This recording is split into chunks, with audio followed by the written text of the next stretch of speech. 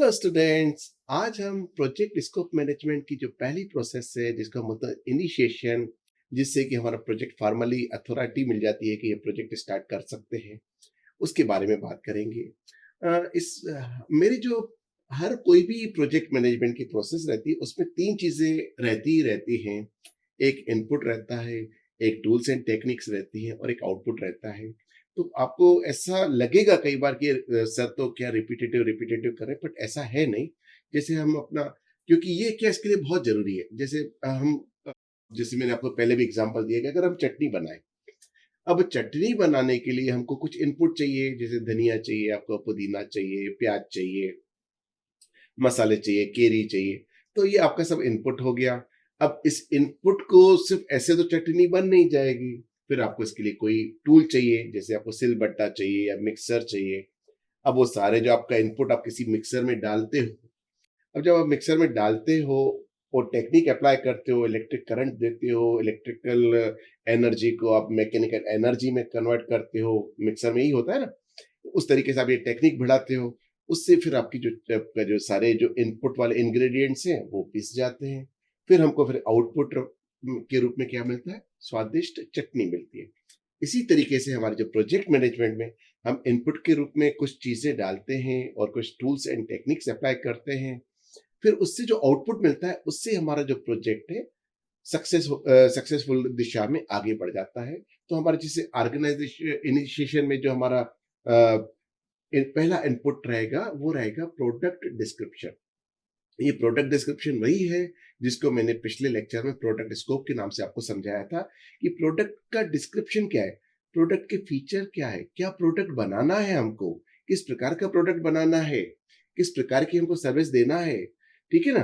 तो ये पूरा जो डिस्क्रिप्शन है उसका डॉक्यूमेंट करके, पूरे प्रोडक्ट के कैरेक्टरिस्टिक्स को डॉक्यूमेंट करके ये इनपुट के रूप में हम इनिशिएशन प्रोसेस में डालते हैं। फिर आता है हमारा स्ट्रेटेजिक प्लान, यानी हमारी जो ऑर्गेनाइजेशन की रणनीति क्या है, हमारा ऑर्गेनाइजेशन की रणनीतिक दिशा किस दिशा में जा रही है, और हमारा जो प्रोजेक्ट है, जो हम इसको प्रोजेक्ट, वो उसी दिशा में काम करेगा कि नहीं करेगा, उसके ऑर्गेनाइजेशन की जो प्लान को आगे बढ़ाएगा कि नहीं बढ़ाएगा, ये चेक करना। तो ये एक इनपुट रहता है हमारे इनिशिएशन प्रोसेस का। तीसरा रहता है project selection criteria. Project selection criteria यानी हमको किस प्रकार से प्रोजेक्ट को सिलेक्ट करना है, या यानी कौन सी तकनीक बढ़ानी है, एक तरीके से सब मान के जाए, जिससे कि हमारा प्रोजेक्ट प्रॉफिटेबल भी रहे और सक्सेसफुल भी रहे, टाइम भी कम लाए। ठीक है ना। तो ये सारे ये जो है स्टैंडर्ड्स के ऊपर डिपेंड करता है।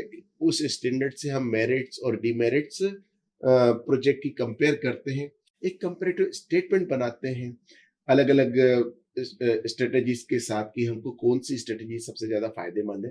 तो ये मोटा मोटा अगर हम इसको देखें तो इसको हम दो भागों में बांटते हैं। अब हम बात करेंगे प्रोजेक्ट सिलेक्शन क्राइटेरिया की। ये वो स्टैंडर्ड्स रहते हैं जो प्रोजेक्ट को एवेल्युएट करते हैं, पूरे उसको, उसकी मेरिट्स को एवेल्युएट करते हैं।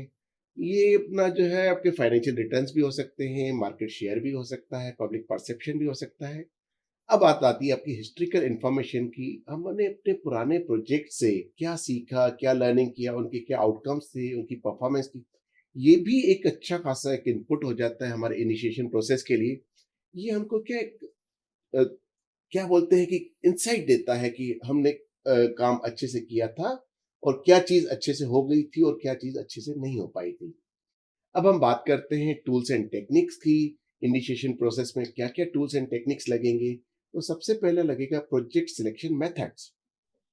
प्रोजेक्ट सिलेक्शन मेथड जो है दो टाइप के उसमें भाग दिया गया हुआ है, जिससे कि भाई प्रोजेक्ट को किस प्रकार से किया जाता है। सबसे पहला रहता है हमारा बेनिफिट मेजरमेंट मेथड। इसमें हम कंपैरेटिव अप्रोच लगाते हैं, स्कोरिंग मॉडल्स लगाते हैं, बेनिफिट कंट्रीब्यूशन लगाते हैं, इकोनॉमिक मॉडल्स लगाते हैं, जिससे कि हमको पता पड़ता है कि हमारा कौन सा जो मेथड वो बेस्ट सूट करेगा हमारे उसके लिए। और दूसरा हमारा रहता है constraint optimisation method. Constraint optimisation methods में हम लोग मैथमेटिकल मॉडल्स लगाते हैं, जो कि linear, non linear, dynamic algorithm से लेस रहते हैं। तो उसके आधार पर भी हम डिसाइड करते हैं कि कौन सा मेथड हमारे लिए सुटेबल रहेगा। फिर बात आती है एक्सपर्ट जजमेंट की। जो एक्सपर्ट जजमेंट है, मतलब ऐसे लोगों से जजमेंट लेना जो उस प्रोडक्ट को या प्रोजेक्ट को हमसे ज्यादा जानते हैं। अब वो ग्रुप भी हो सकता है और इंडिविजुअल भी हो सकता है, जिनके पास कुछ एक्स्ट्रा नॉलेज हो या वो उसके लिए ट्रेंड हो। अब ये कहाँ-कहाँ से अवेलेबल हो सकते हैं? ये हमारे ऑर्गेनाइजेशन की दूसरी यूनिट में से भी अवेलेबल हो सकते हैं। हम किसी कंसल्टेंट्स को हायर कर सकते हैं। हमारे जो स्टेक होल्डर्स हैं, जिसमें कि कस्टमर्स भी शामिल हैं, उनसे हम अपना ले सकते हैं जजमेंट, या फिर अपना प्रोफेशनल्स को हम हायर कर सकते हैं, या टेक्निकल एसोसिएशन से हम बात कर सकते हैं। वेरियस इंडस्ट्रीज ग्रुप्स जो इस फील्ड में मास्टर है, उनसे हम बात कर सकते हैं, उनसे जजमेंट ले सकते हैं। ये सारे टूल्स टेक्निक्स हमारे काम में आते हैं। अब इससे जो हमको आउटपुट मिलता है, आउटपुट के रूप में हमको 4 चीज़ें मिलती हैं। पहला होता है हमारा प्रोजेक्ट चार्टर। प्रोजेक्ट चार्टर जो होता है वो पूरे प्रोजेक्ट का एक संक्षिप्त रूप रहता है, जिसमें वो लगभग प्रोजेक्ट की सारे जो जिस्ट आ जाता है, ठीक है? फिर एक दूसरा हमको जो आउटपुट मिलता है वो हमको मिलता है स्टेक होल्डर रजिस्टर। कौन-कौन से स्टेक होल्डर के पास कितना पावर है, कौन-कौन सा स्टेक होल्डर कितना कंसर्न्ड है, कितना अवेयर रहता है और कौन डिसीजन मेकर है, उन सबको उनकी रैंकिंग के आधार पर रजिस्टर में एनरोल करना। फिर हमको मिलता है प्रोजेक्ट स्कोप स्टेटमेंट। मतलब एक ये एक फॉर्मल स्टेटमेंट होता है कि हमारा जो प्रोजेक्ट है, प्रोजेक्ट के स्कोप के अंदर क्या-क्या रहेगा, क्या-क्या नहीं रहेगा। फिर हमको मिलते हैं कंस्ट्रेंट्स एंड अजम्पशंस। हमारे प्रोजेक्ट में क्या-क्या कंस्ट्रेंट आ सकते हैं और हमने क्या-क्या अजम्पशंस लेके हमने प्रोजेक्ट को प्लान किया हुआ है। तो ये सारी चीज़ें इसमें आती हैं। तो आप लोगों ने देखा कि किस प्रकार से हम कुछ इनपुट्स डालते हैं, फिर टूल्स टेक्निक्स अप्लाई करते हैं और फिर हमको आउटपुट के रूप में हम इसका इनिशिएशन प्रोसेस के आउटपुट मिल जाते हैं, प्रोजेक्ट चार्टर और प्रोजेक्ट स्कोप स्टेटमेंट और स्टेक होल्डर रजिस्टर के रूप में। तो हम अपने अगले लेक्चर में एक नई प्रोसेस के बारे में बात करेंगे, जो जिसका नाम रहेगा स्कोप प्लानिंग। तब तक के लिए थैंक यू वेरी मच।